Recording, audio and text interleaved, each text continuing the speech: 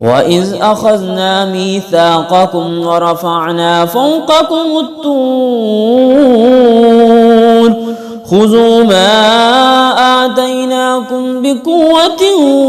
واسمعوا قالوا سمعنا وعصينا وأشربوا في قلوبهم العجل بكفرهم قل بئس ما يأمركم به إيمانكم إن كنتم مؤمنين قل إن كانت لكم الدار الآخرة عند الله خالصة من دون الناس فتمنوا الموت إن كنتم صادقين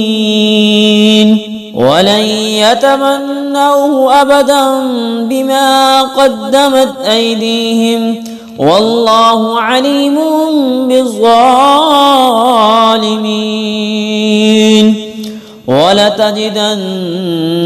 أحرص الناس على حياة ومن الذين أشركوا يود أحدهم لو يعمر 1000 سنة وما هو بمزحزحه من العذاب أن يعمر والله بصير بما يعملون.